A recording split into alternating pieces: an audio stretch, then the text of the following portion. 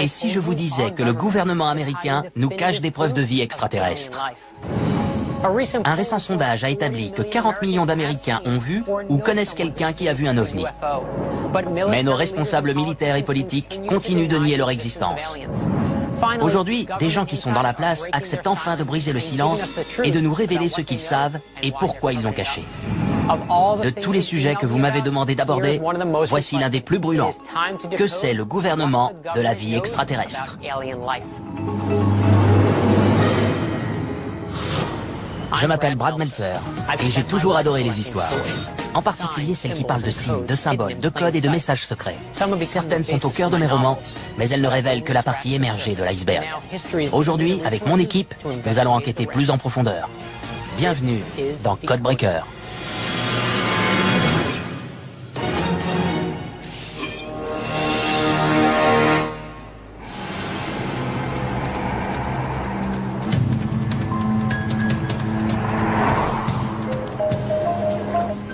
Coucou Brad. Salut Brad. Vous vous y attendiez?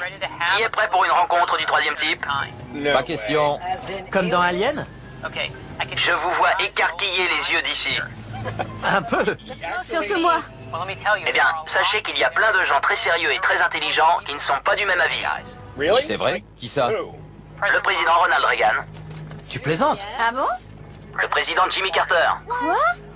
le premier ministre Mikhail Gorbatchev. Ce sont des chefs d'État.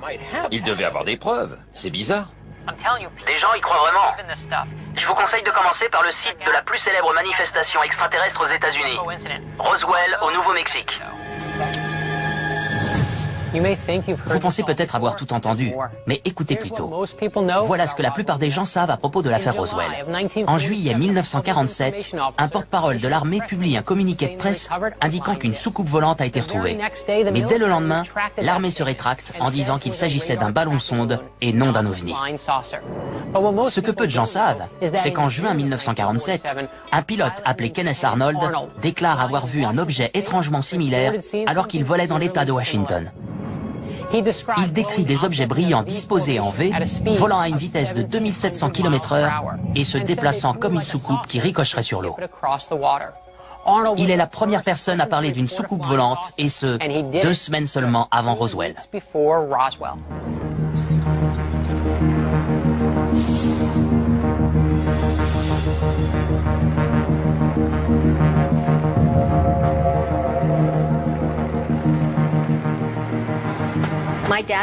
Mon père s'appelait Walter Haut.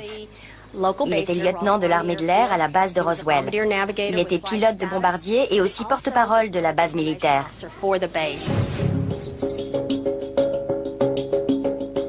Le 8 juillet 1947, le colonel Blanchard l'a convoqué pour lui demander de publier un communiqué de presse déclarant qu'ils avaient trouvé une soucoupe volante. Le communiqué disait « On a une soucoupe volante en notre possession et on l'a remise à notre état-major ». Mais il y a eu un démenti. Le lendemain, le général Rémy déclarait qu'il s'agissait d'un ballon-sonde, qu'il y avait eu une erreur. Et à partir de là, l'affaire a été classée secrète. Voilà le nœud de la question. Peut-être s'agissait-il d'un ballon-sonde. Et pour le confirmer, il faut demander à Walter Haut ce qu'il a vraiment vu. Il y a une chose que vous devez savoir. À l'époque de Roswell, les ballons-sondes étaient en néoprène, un caoutchouc élastique et léger, et pesaient moins de 500 grammes. Une petite nacelle en nylon attachée à son train contenait un transmetteur de données. Ces engins n'étaient pas plus élaborés que ça. Walter Haut a décrit un objet inconnu et indestructible. Un pilote militaire accompli peut-il vraiment confondre un vaisseau spatial avec un ballon-sonde de 500 grammes? Avez-vous demandé franchement à votre père? Alors papa, qu'est-ce que tu as vu exactement? Il a eu les débris entre les mains. Je lui ai demandé des détails sur la soucoupe. Il a dit qu'elle faisait plus de 6 mètres de diamètre et que c'était impossible de la brûler, de la démonter ou de la découper. Pour moi, ça voulait bien dire qu'elle venait d'ailleurs. Votre père a-t-il vu les corps? Il a vu quelque chose sous une bâche dans le hangar.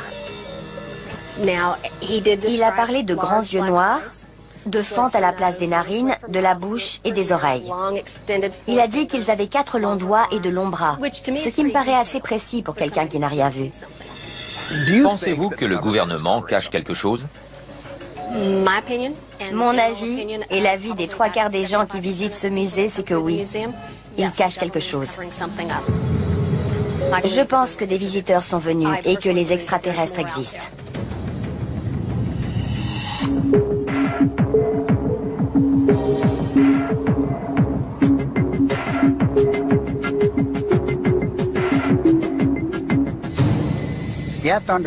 Il faut savoir qui était en garnison ici. C'était la 509e escadre de bombardiers, celle qui avait lâché des bombes atomiques sur Hiroshima et Nagasaki à la fin de la guerre. Ce n'étaient pas des soldats comme les autres, c'étaient les meilleurs pilotes. Et ils auraient été capables de larguer des bombes atomiques, mais pas de faire la différence entre un ballon sonde et une soucoupe volante. Je n'y crois pas. Le bâtiment derrière nous est le hangar 84. En 1947, les débris retrouvés au ranch à 95 km au nord-ouest d'ici ont été rapportés et stockés ici pendant un temps. Les témoins disent aussi avoir vu des corps dans ce hangar. Un corps provenant de l'accident? La plupart des gens avec lesquels je me suis entretenu ont parlé d'humanoïdes. Walter Haut m'a dit qu'il avait vu un corps étendu sur le sol, partiellement recouvert d'une bâche, de la taille d'un enfant de 12 ans environ. Ils ont l'anatomie d'un être humain, mais des yeux plus grands, une tête plus grosse. On m'a aussi parlé de 4 doigts au lieu de 5, très minces. Ils ne ressemblent à rien de connu. Quel est votre sentiment sur cet humanoïde? D'après les témoignages que j'ai recueillis au cours des 15-20 dernières années, je dirais qu'il n'a rien de terrestre. Vous vous dites peut-être que ces témoignages ont été influencés par l'imagerie et les films de l'époque. Les grands yeux, la tête ovale, la peau grise, on dirait un extraterrestre tout droit sorti d'un film de SF. Mais en fait, la plupart de ces films sont sortis après ces manifestations extraterrestres. Et ils se sont souvent inspirés des descriptions données par les témoins. Alors, qui est apparu en premier? La poule ou le petit œuf vert? Qu'est-il arrivé aux débris qu'ils ont retrouvés? Ils auraient été expédiés à Dayton, dans l'Ohio, à la base de Wright-Patterson. Aujourd'hui, ils sont probablement dans la zone 51 pour plus de sécurité. Vous dites que la zone 51 abrite sans doute encore des débris de l'engin qui s'est écrasé près d'ici? Absolument. C'est dur de pénétrer dans la zone 51? C'est impossible. J'y suis allé en 2006. Une route de terre de 20 km y mène. Il n'y a pas de clôture, mais une entrée et des panneaux. Un des panneaux dit que l'usage de la force est autorisé, et je le crois. Des F-16 et des hélicoptères surveillent la zone. Des boules en haut de certains poteaux signalent aux pilotes où se trouvent les limites. Et il y a une caméra de surveillance sur un petit poteau de 9 mètres. Vous me donnez envie d'y aller. N'en doute pas. Est-ce qu'on peut se cacher? Non. Et ils vous voient arriver. Cette route de 20 km, quand je suis arrivé à l'entrée, ils connaissaient déjà certainement mon numéro d'immatriculation et mon identité. En y allant, vous risquez la prison et d'être surveillé jusqu'à la fin de vos jours.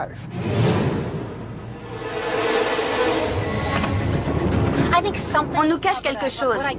Mais ce que je n'arrive pas à savoir, c'est quand ça a commencé. On peut partir du premier communiqué de presse. Julie Schuster nous a dit que son père l'avait rédigé et qu'avant la fin de la journée, l'armée s'était rétractée et avait préparé un autre communiqué. Je suis d'accord. Il s'est passé quelque chose, mais quoi exactement? Un objet volant bizarre. Ils diffusent des informations et ils se disent que finalement, il ne faut rien laisser filtrer. Et ça fait 60 ans que ça dure. À partir de là, on peut se demander ce que la zone 51 cache d'autre. C'est un territoire immense. On est tous d'accord sur un point. Quelque chose s'est écrasé à Roswell en 1947 et ce n'était pas un ballon sonde. Oui, et on est aussi tous d'accord pour dire qu'on doit aller dans la zone 51.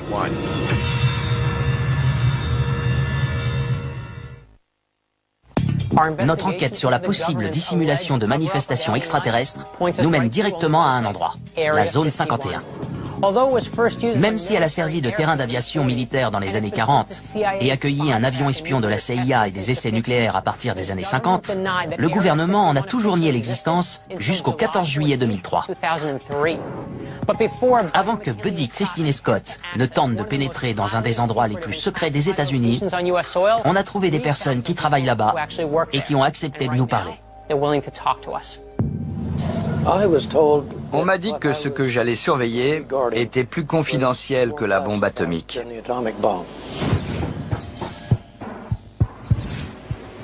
Et qu'est-ce que vous surveillez? On nous a parlé d'un avion d'observation météorologique. Vous aviez beau être chargé de la sécurité, on ne vous disait pas exactement ce que vous deviez surveiller. En effet, et c'était bien normal. Voilà un homme passionnant. Il est une des toutes premières personnes à avoir travaillé dans la zone 51. Il a reçu pour consigne de garder le silence dès son premier jour, en 1957, et cette consigne a officiellement toujours cours. Donc même si j'ai très envie qu'il nous dise tout ce qu'il sait, il se plie encore aux ordres reçus. C'est très respectable. Mais cela va-t-il nous empêcher de lui demander ce qu'il a vu? Certainement pas. Aviez-vous accès à toute la zone? Pouviez-vous aller où vous vouliez? Non, il y avait un bâtiment, un hangar dont l'accès était limité. Seule une demi-douzaine de personnes pouvaient y entrer. Vous n'avez jamais vu ce qu'il cachait? Si. Vous avez vu? Oui. Et vous avez le droit de parler? Non. Mais tout le monde peut commettre des erreurs. C'était le week-end. Je vérifiais que toutes les portes étaient bien fermées. Je suis arrivé devant le hangar, dans lequel je n'étais pas censé entrer. J'ai tourné la poignée et c'était ouvert. Avez-vous vu une chose dont vous ne pouvez toujours pas parler des années plus tard? Je ne l'ai jamais dit à personne. Le gouvernement a déclassifié toutes sortes de documents top secrets sur des sujets allant du Watergate à Guantanamo, de la baie des Cochons à la guerre du Vietnam et même aux attaques du 11 septembre. Ce sont des sujets très sensibles que le gouvernement aurait préféré garder sous son contrôle. Mais il s'est plié à la loi sur la liberté de l'information et les a rendus publics. Alors, pourquoi refuse-t-il toujours de divulguer le moindre détail sur la zone 51? J'ai une question simple à vous poser. Au cours des années où vous avez travaillé dans la zone 51, avez-vous vu ou entendu parler d'engins ou de créatures extraterrestres? Non. Jamais. Non. Vous le diriez si c'était le cas? Non. Et les autres membres du personnel, ils gardaient tous le silence aussi scrupuleusement que vous? Je n'ai pas envie de vous suivre sur ce terrain qui est très sensible. C'est une question de sécurité nationale. Après mon départ, il aurait mieux valu que le secret de la mission de Bob Lazar soit mieux gardé. Car beaucoup moins de gens seraient au courant aujourd'hui. Bob Lazar est une figure fascinante et controversée. Quand on parle de lui, on a du mal à distinguer la fiction de la réalité. Il dit être un physicien diplômé des plus grands instituts technologiques des États-Unis. Il aurait créé un véhicule avec un moteur d'avion capable de rouler à plus de 320 km/h.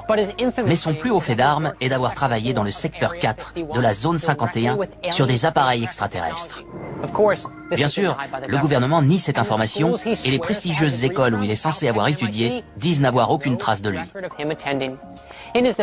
Pour sa défense, Bob Lazar dit que le gouvernement s'est débarrassé de tous ses dossiers quand il a parlé aux médias des 9 disques volants de la zone 51. Et c'est là que ça devient intéressant. Il ne prétend pas seulement avoir vu des engins extraterrestres, il dit aussi avoir vu des extraterrestres.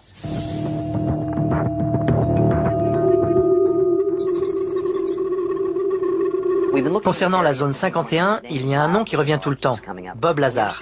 Vous étiez ami avec lui? Oui, j'ai rencontré Bob pendant l'été 1988. Il nous a emmenés voir une des soucoupes volées.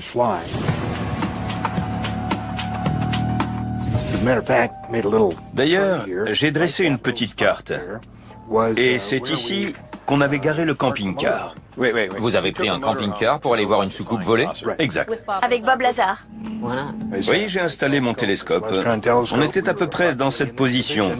On a regardé en direction des montagnes et on a vu cette soucoupe arriver et aller vers la gauche, vers la droite. Ça arrivait souvent? Tous les jours. John Lear était un homme modeste. C'est moi qui vais vous donner son pédigré. Il est un des meilleurs pilotes de l'histoire des États-Unis. Il a conduit 150 types d'avions différents. Il est le seul pilote à avoir décroché tous les brevets délivrés par la Direction générale de l'aviation civile. Il détient 18 records mondiaux de vitesse.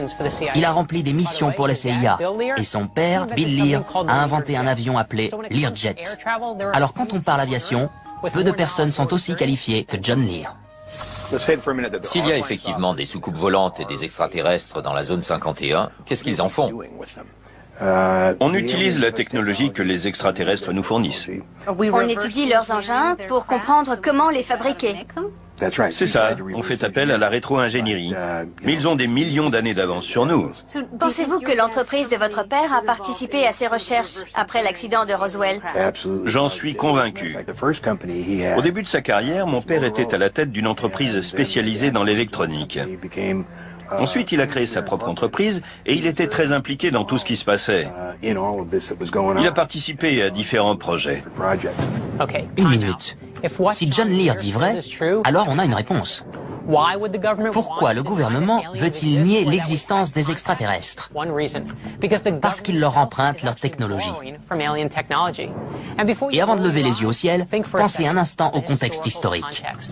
On est alors en pleine escalade de la guerre froide qui se livre à grand renfort d'espionnage, de science et d'armes futuristes. Dans ce contexte, n'est-il pas naturel qu'un pays fasse tout ce qu'il peut pour conserver un avantage technologique sur son ennemi? Une chose est sûre, en juillet 1947, un objet atterrit à Roswell et est rapidement évacué par l'armée. 3 mois plus tard, Chuck Yeager accomplit un exploit que les scientifiques pensaient jusque-là impossible. Il franchit le mur du son en atteignant la vitesse de 1240 km/h. John Lear prétend que son père a eu des contacts avec des extraterrestres et créé le premier téléphone portable dans les années 1940. C'était avant la télévision en couleur, les valises à roulettes, et à une époque où les médecins pensaient que les cigarettes étaient bonnes pour la santé. En 1969, l'entreprise de John Lear fait un petit pas pour l'homme, un grand pas pour l'humanité, en inventant un téléphone portable que Neil Armstrong utilisera pour envoyer un message depuis l'espace. Vous me suivez ? John, la plupart des gens qu'on a rencontrés et qui étaient chargés de la sécurité de la zone 51 refusent de dire ce qu'ils ont vu. Pourquoi Bob Lazar a-t-il brisé le silence? Il estimait que la population devait savoir ce qui se passait. Qu'un fait aussi important, qui concernait chacun d'entre nous, ne pouvait pas être gardé secret. Permettez-moi de faire une petite parenthèse. Savez-vous ce qu'a fait Bob Lazar après ses prétendues rencontres avec des extraterrestres? Il a créé une société qui vend des produits scientifiques, comme du minerai radioactif, des aimants surpuissants et de l'aérogel, le matériau le plus léger au monde. Sa densité est si faible qu'il n'est que 3 fois plus lourd que l'air, mais il peut supporter 1000 fois son poids et son point de fusion est de 1204 degrés Celsius. Je sais que ça peut paraître fou, mais les gens qui prétendent avoir été en contact avec des extraterrestres parviennent souvent à élaborer des matériaux et des technologies jusque-là inédits. Comment peuvent-ils garder un secret si longtemps? Ils savent très bien garder un secret. Ils en avaient déjà l'habitude bien avant l'affaire Roswell. Ils ont tellement bien tout dissimulé que rien ne transpirera tant qu'ils ne l'auront pas décidé. Vous n'avez pas idée de tout ce que vous ignorez. Jusqu'ici, notre enquête sur ce qui semble être une dissimulation de manifestations extraterrestres par le gouvernement américain nous a permis de recueillir d'incroyables témoignages sur des engins et des corps extraterrestres. Officiellement, tout ce que le gouvernement accepte de dire sur la zone 51, c'est qu'il s'agit d'un site d'exploitation dans le Nevada. Mais on a eu la confirmation que l'armée de l'air et la CIA y testaient des avions et des armes. Certains disent que cet endroit abrite aussi des débris de l'OVNI et des extraterrestres qui ont péri en s'écrasant sur Terre. D'autres avancent même que ces extraterrestres ne sont pas morts. La zone 51 n'apparaît jamais sur les cartes officielles du gouvernement, ni sur les cartes aériennes ou marines. Mais selon la rumeur, il existerait une compagnie aérienne secrète pour transporter les employés du site. L'aéroport se trouverait sur un terrain d'aviation totalement caché au regard, sauf si on sait regarder.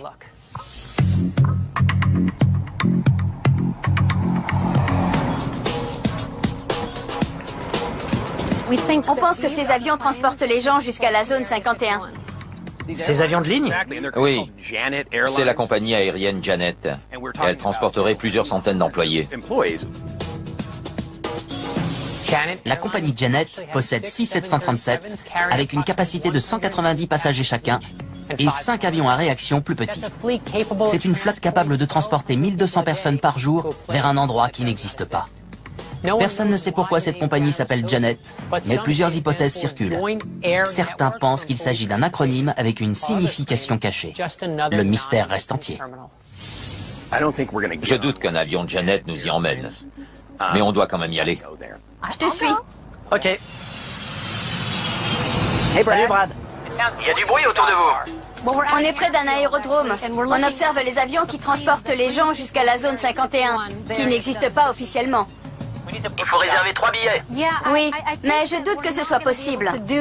On pensait simplement y aller en voiture. Qu'est-ce que t'en dis? C'est génial. C'est le but. Pourvu qu'on ne dise pas après, on pensait que c'était une bonne idée. Soyez prudents. C'est un endroit qui n'existe pas. Donc si vous arrive quelque chose, ça ne sera jamais reconnu. On va mémoriser nos numéros de portable.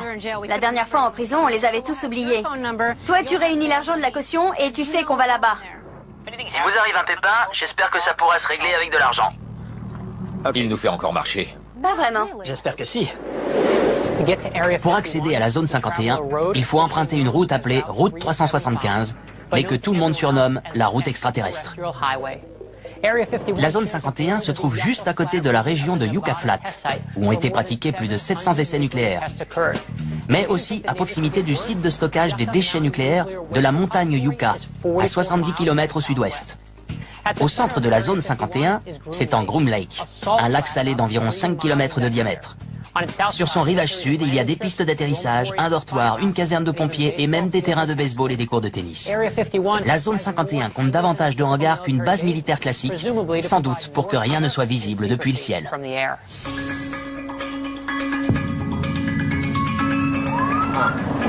Bien. Pourquoi on doit se ranger? Ils en ont pas après nous. Mais il y a plein de voitures de police avec les sirènes allumées. Elles viennent de la zone 51? À quelques kilomètres de la zone 51, on a vu un cortège de voitures de police arriver à toute allure, gyrophares et sirènes allumées. On s'est arrêté et on n'en a pas cru nos yeux. Il y a un énorme truc blanc qui vient par ici. Regardez ça! C'est un convoi exceptionnel. Il prend toute la largeur de la route. Le voilà, regardez. C'est énorme. La vache! Toi qui es ingénieur, qu'est-ce qu'on peut transporter d'aussi gros sur une route? Je sais pas. J'ai fait convoyer des turbines et des générateurs pour des centrales électriques, mais ils étaient plus petits. Et avec autant de policiers? Ah non, jamais. Mais quand on veut vraiment cacher quelque chose, on s'arrange pour que personne ne voit rien, non? Donc qu'est-ce que c'est et où ça va? On sait d'où ça venait. Ouvrez l'œil les amis. Ce n'est pas facile à trouver. Non. C'est la bonne route, sûr? Je voudrais pas tomber en panne ici. Ça ne figure pas sur le GPS. On se dirige plein ouest? Ouais. Ça devrait être bon. Je n'ai jamais rien vu d'aussi désert, même pas à Toundra en Alaska. On ne se croirait pas sur Terre. L'endroit idéal pour accueillir des extraterrestres. Ils peuvent cacher tout ce qu'ils veulent dans la zone 51. Regardez comme c'est difficile d'accès. Les plus chanceux y vont en avion. Il y a un panneau juste là. Attention, installation de l'armée de l'air américaine. Peine maximum encourue, $1000 d'amende, 6 mois de prison ou les deux. Aucune exception. Aucune exception, c'est-à-dire? Je crois qu'il y a 2 personnes dans cette voiture. Quelle voiture? Sur la colline. Ah oui. Je n'aime pas ça du tout. Vous voulez aller voir ce qui se passe? J'y vais. C'est bon? Il ne bouge toujours pas.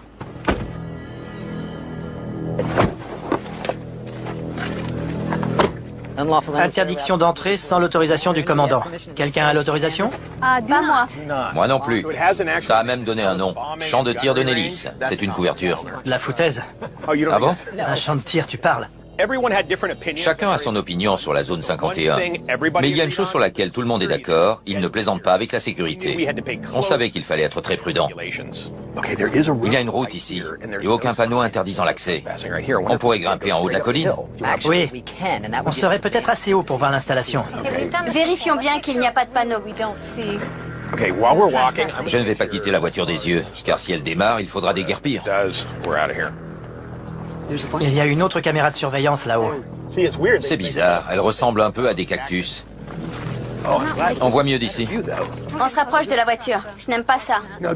Cet endroit est incroyable. Regardez, il faut vraiment connaître pour pouvoir s'y retrouver. Une des choses les plus fascinantes concernant la zone 51 est qu'elle a été construite au-dessus d'une mine d'argent. Ça veut dire qu'il y a tout un réseau de tunnels et de grottes dans le sous-sol. Les éléments les plus sensibles et top secrets sont peut-être sous terre. Il y a des caméras de surveillance sur la gauche, un véhicule sur la colline devant nous avec 2 hommes à l'intérieur et un panneau d'information en haut de la montagne la plus élevée. C'est une cachette idéale, mais il n'y cache pas forcément des engins spatiaux. Il peut y avoir n'importe quoi. La voiture a démarré. Elle vient vers nous. On redescend? Oui. On retourne à la voiture. On ferait mieux d'accélérer. Ça ne me plaît pas du tout. Ils nous suivent. Allez, on se dépêche. On démarre, vite.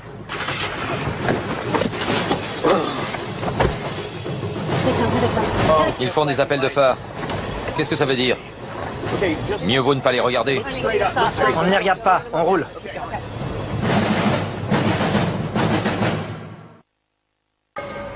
On cherche des preuves de vie extraterrestre. Mais on a découvert que le gouvernement les avait peut-être déjà trouvées. Maintenant, la question est de savoir de quelles informations ils disposent et pourquoi ils refusent de les divulguer. En tant que pilote, avez-vous déjà vu quelque chose que vous n'avez pas pu expliquer ou comprendre? Des phénomènes étranges, non. Mais j'ai un très bon ami, qui est aussi un excellent pilote, qui a vu un ovni non pas dans le ciel, mais au sol. Il m'a juré qu'il était posé dans une clairière, juste à côté de l'endroit où il campait. Je crois qu'il a vu quelque chose. Mais est-ce que c'était un ovni? Je n'en sais rien. Je ne pense pas qu'il l'ait signalé à qui que ce soit d'ailleurs, pour des raisons évidentes. Lesquels? Vous vous imaginez aller voir votre commandant et lui dire « Pendant que je campais ce week-end, j'ai vu un ovni ?» Votre métier consiste à manipuler des armes nucléaires.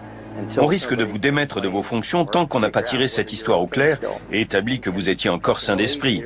Et croyez-moi, aucun aviateur n'a envie de se faire remarquer. On préfère faire notre boulot. Alan, on est allé à Roswell et on a discuté avec des gens. On a vu ces fameuses photos montrant ces disques volants qui ressemblent à des ovnis. Comment expliquez-vous ces images et les ovnis? Eh bien, dans l'armée de l'air, ils avaient un projet appelé Blue Book. Tous les objets volants non identifiés étaient étudiés par cette commission. Le projet Blue Book était une commission secrète de l'armée de l'air créée en 1952 afin de déterminer si les ovnis constituaient une menace pour la sécurité du pays. 12 618 rapports ont été étudiés. Et quand les conclusions ont été rendues publiques, les membres de la commission ont prétendu avoir écarté 97% des manifestations. Sauf qu'on a appris plus tard que 22% d'entre elles restaient inexpliquées. Mais ce n'est pas tout. Devinez qui a retourné sa veste en cours de route. L'expert scientifique du projet, le docteur J. Allen Hynek. Il ne croyait pas du tout aux ovnis quand il a intégré la commission, mais il a changé d'avis. Il a même taxé ses homologues de l'armée d'apathie et d'ignorance, car confronté à un phénomène inexplicable, il prétendait systématiquement qu'il s'agissait d'oiseaux ou de ballons. There has been no evidence that unidentified flying objects are a threat to our national security. Il a déclaré, le projet Blue Book n'a pas enquêté sur l'inexpliqué, mais fournit des explications sans enquêter. Donc vous dites qu'il existe des phénomènes inexpliqués? Oui. Et des ovnis? Oui. Et ça vaut la peine de les étudier jusqu'à ce qu'on trouve des explications. Mais il se produit sans cesse de nouveaux phénomènes qu'on n'arrive pas à comprendre. Le gouvernement prétend ne disposer d'aucune preuve de vie extraterrestre dans ses dossiers. Mais ce sont seulement les dossiers dont il accepte de parler. Notre équipe va s'entretenir avec un haut responsable qui a décidé de désobéir aux ordres et de raconter sa version. J'aimerais savoir quelle était votre fonction et ce que vous faisiez à l'époque où vous avez eu cette information. J'étais responsable du centre technique de la Direction générale de l'aviation civile à Atlantic City. On a regardé un 747 descendre et quand il est arrivé sur notre fréquence, le pilote a demandé « Y a-t-il du trafic ?» Le contrôleur a regardé son écran et a répondu « Non, pas de trafic ». Mais le pilote a dit qu'il voyait quelque chose à 11 ou 12 heures, des lumières stroboscopiques blanches et jaunes. Il ne connaissait pas d'avion aussi gros. Il faisait environ 4 fois la taille d'un porte-avions. Il pilotait un 747. C'est un avion énorme avec un ascenseur et 2 étages. Et il voyait un objet gigantesque devant lui. Il pensait que c'était un avion. John, est-ce que les passagers l'ont vu? Tout l'équipage a la même version. Donc d'autres membres d'équipage ont confirmé. Oui, ils ont tous dit la même chose. John Callahan est l'homme que la Direction générale de l'aviation civile appelait quand il se passait quelque chose de bizarre dans le ciel. Personne n'avait jamais rien vu d'aussi étrange. Selon lui, un 747 a été approché par un ovni tellement gros que le radar l'a pris pour un front météorologique. Il a décrit un engin sphérique et lumineux. Le plus étonnant étant la manière dont il se déplaçait. L'ovni glissait si vite dans les airs qu'il apparaissait à des kilomètres devant l'avion à un moment et à des kilomètres derrière l'instant d'après. L'incident inquiète tellement les supérieurs de John Callahan qu'ils préviennent immédiatement la Maison-Blanche et convoquent l'équipe d'investigation de Reagan. Le président avait lui-même déclaré avoir vu un ovni depuis un avion au-dessus de Bakersfield en 1974, bien avant d'être élu. Il a dit « C'était une lumière très blanche. On l'a suivi jusqu'à Bakersfield et tout à coup, à notre grand étonnement, elle a disparu dans le ciel. » J'ai été convoqué par l'état-major. L'amiral m'a fait venir et il m'a dit « Expliquez-moi en 5 minutes ce que vous avez découvert. » Je suis allé dans son bureau, je lui ai parlé pendant 5 minutes. Et il a dit à un de ses assistants, « Annulez tous mes rendez-vous de ce soir. On les reporte à la semaine prochaine. » Et après, il s'est tourné vers nous. « Je vais aller voir Reagan.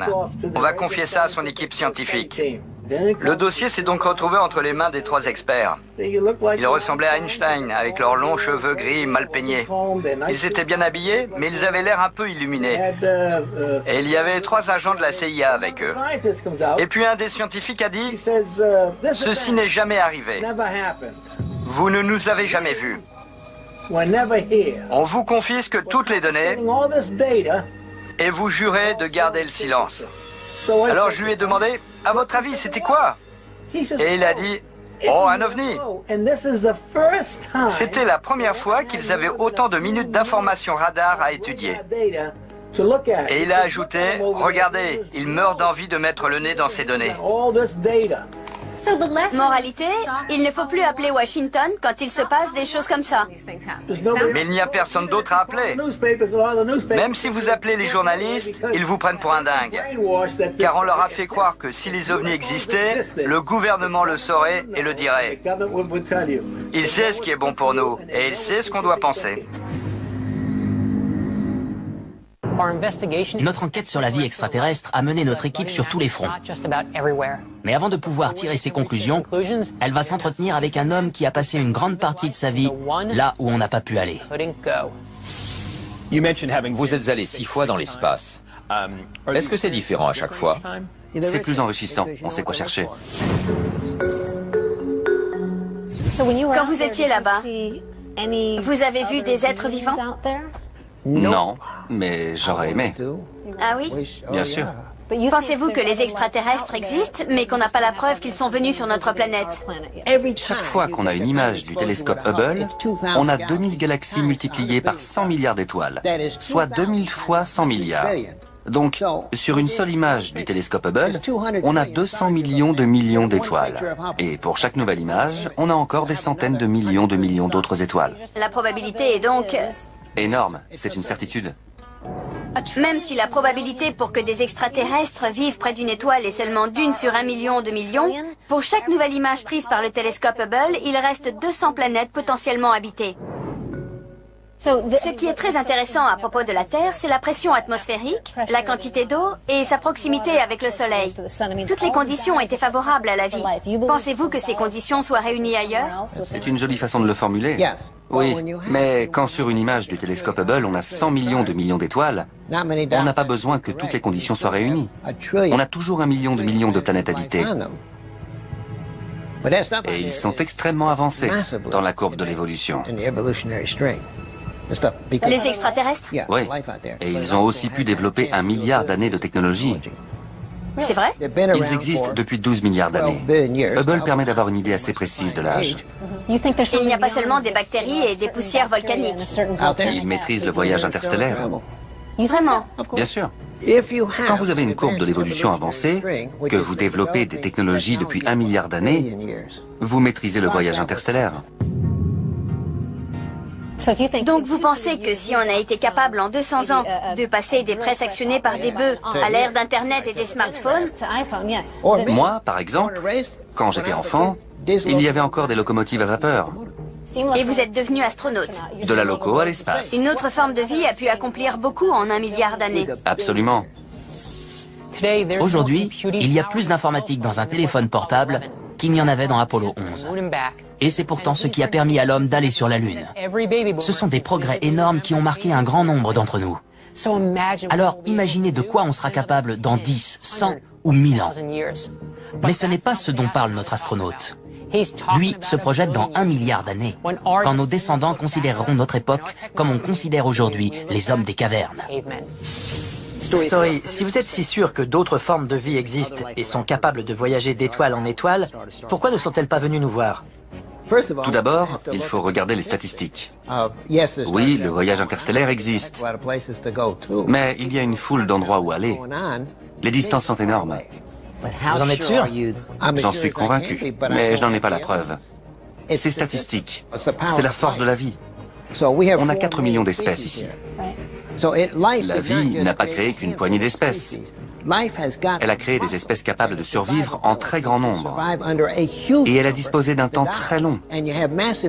Donc la vie est partout. Quelque part ailleurs qu'ici. Oui.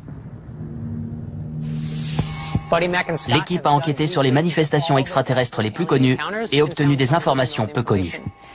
Ces interlocuteurs étaient crédibles, mais leurs histoires incroyables. Voilà mes conclusions après ce que nous avons découvert. La Direction générale de l'aviation civile, la CIA et l'armée de l'air n'autorisent pas d'enquête scientifique transparente. Je suis convaincue qu'ils essaient de contrôler les informations. Est-ce qu'ils dissimulent des preuves de vie extraterrestres? Je ne pense pas qu'ils aient de preuves. Ils manquent de connaissances. Ils essaient de comprendre avant tout le monde ce qui se passe, mais ils ont du mal. Je suis d'accord jusqu'à un certain point. Je pense qu'il existe largement assez de preuves, mais que le gouvernement les garde secrètes. Pour commencer, on a le témoignage très crédible d'un pilote japonais qui a décrit ce qui ne peut être qu'un vaisseau spatial. Ce type avait tout à perdre en racontant ce qu'il a vu. Des sources militaires fiables ont dit avoir été informées qu'une soucoupe volante s'était écrasée à Roswell, mais elles ont dû changer de version. Qu'on essaye de garder des secrets militaires pour notre sécurité, c'est une bonne chose. Mais je pense qu'il existe des preuves crédibles, comme l'a montré notre enquête. Est-ce que je pense que le gouvernement cache des preuves de vie extraterrestre? Non. Je pense qu'il cache l'existence d'ovnis. Car les ovnis sont des objets qu'on n'est pas encore capable d'expliquer. Je suis tout à fait prêt à admettre que quelque chose s'est écrasé à Roswell et que le gouvernement s'est empressé de changer de version. Ce qui m'a vraiment fait réfléchir, c'est mon entretien avec Richard Mingus. Il était chargé de la sécurité dans la zone 51 et il avait accès à tous les espaces de la base, excepté un. Il y avait un hangar où il n'avait pas le droit d'aller. Il y a quand même jeté un coup d'œil et il a vu quelque chose dont à ce jour il ne peut toujours pas parler. Je pense qu'il y a d'autres formes de vie en dehors de notre planète. On ne peut même pas imaginer l'ampleur de l'univers. Mais quelque part, les conditions doivent être réunies pour qu'une autre forme de vie existe. Je suis complètement d'accord avec toi. Une forme de vie extraterrestre doit exister. On entend beaucoup de choses qui sont simplement le fruit de l'imagination de certaines personnes un peu dérangées. Mais j'ai découvert trop de preuves au cours de cette enquête pour penser que ça n'existe pas. Ça me ramène à notre conversation avec Story Musgrave. On l'a regardé droit dans les yeux. Avez-vous vu quelque chose? Après un moment, il a répondu « Non, mais j'aurais aimé ». Alors j'ai une question. Pensez-vous que les extraterrestres existent quelque part dans l'univers? J'ai vu un ovni. Tu plaisantes. On ne dit pas facilement qu'on a vu un ovni pour tout un tas de raisons. De peur de passer pour un dingue. Oui, j'étais enfant. Je devais avoir 8 ans. J'étais en voiture avec ma famille. Mon père a regardé le ciel et il s'est immédiatement arrêté. Il y avait un énorme objet brillant et ovale dans le ciel. Il était éclairé de l'intérieur. On aurait dit qu'il y avait des flammes tout autour. On s'est arrêté. Beaucoup d'autres voitures se sont arrêtées aussi. Tout le monde avait les yeux rivés sur cet objet et personne n'avait la moindre idée de ce que c'était. Je vais être franc, Buddy. Si tu m'avais raconté cette histoire avant qu'on commence cette enquête, je me serais inquiété pour ta santé mentale. Mais après tout ce qu'on a appris, tout ce qu'on a vu et tout ce que les gens nous ont dit, c'est incroyable. C'est une des choses les plus incroyables qui me soit arrivée dans mon enfance. Je ne fais pas de cauchemar ni rien du tout, mais ça m'interpelle. Est-ce que ça venait d'une autre planète? Ouais. Je n'en sais rien. La plupart des étoiles de notre univers sont à plus d'1 millier d'années-lumière. Ça veut dire qu'il faudrait 1 millier d'années à un extraterrestre pour arriver jusqu'ici. Les physiciens pensent que la lumière est l'agent le plus rapide de l'univers et que c'est impossible pour quoi que ce soit d'autre d'aller plus vite. Mais ils pensaient aussi que c'était impossible d'aller plus vite que le son, jusqu'à ce que Chuck Yeager leur apporte la preuve du contraire en 1947, en franchissant le mur du son. On pensait que c'était physiquement impossible de parcourir 1500 mètres en moins de 4 minutes, jusqu'à ce que Roger Bannister y parvienne en 1954. Ce n'est pas parce qu'un fait ne s'est jamais produit qu'il est impossible. J'ai envie de croire qu'on n'est pas les seuls êtres vivants dans l'univers. Ronald Reagan a dit qu'il avait vu un ovni, tout comme Jimmy Carter. Et Stephen Hawking, un des plus grands physiciens de tous les temps, estimait que c'était une impossibilité mathématique de considérer qu'il n'y avait pas d'autre forme de vie. Écoutez bien ce qu'il disait, car il donnait en même temps un avertissement. Il suffit de nous regarder pour voir comment une vie intelligente peut se développer en quelque chose que nous n'aimerions pas rencontrer. Et il poursuit, si des extraterrestres venaient nous rendre visite, je crois que le résultat serait semblable à celui de l'arrivée de Christophe Colomb en Amérique, qui ne s'est pas très bien terminé pour les Amérindiens. Donc, même si on a très envie d'y croire, la prudence est de mise.